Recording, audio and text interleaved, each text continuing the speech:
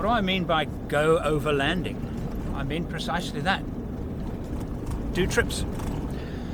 You will never know what you will need when you're out in the wilderness or even away from home until you are away from home. And if you're lucky enough, like I am now, to be in the wilderness, there is no other way of doing it. You can make all the lists you like. You can dream about it. Only by actually doing it will you know what you need, and just as importantly, know what you don't need. So for example, you take your family up, everybody who's going to come on the trip with you, and especially those people that might be driving with you in convoy. Go and do some trips with the whole crew, everybody involved, all of the machinery involved, and all of the temperaments involved. If you are inviting somebody to do a major trip and they are themselves, as they probably will be, planning for themselves, equipping their vehicle, getting it right, buying equipment, having setups wired in their vehicles or plumbed into their vehicles for the overland trip, and then you suddenly come together on the trip, you are courting danger. Even though those people might be your very, very closest friends, I still highly recommend going on a simulated trip. So a simulation. All of the equipment, all the trailers, everything. And go and do the type of trip that might resemble the closest to the kind of trip that you're going to do. And see how you get along. There is nothing worse in overlanding that if you plan for years on your big trip and you get on it and after 5 days you realize this isn't going to work. It happened to a friend of mine. He drove an extremely remote track in Western Australia, and they had a limited supply of water. And one of the people in the group that was traveling with him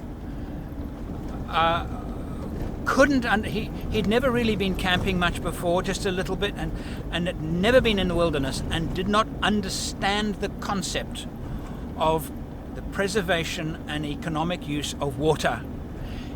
He couldn't understand it. It wasn't something that he was told, we have limited water, we can't get more water, don't use a lot of water.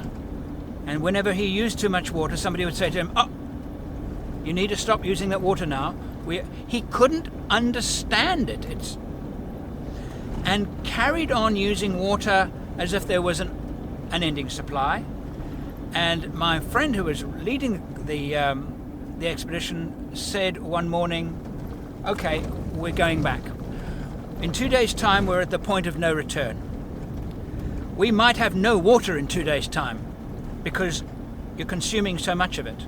We're not going to be able to finish the trip because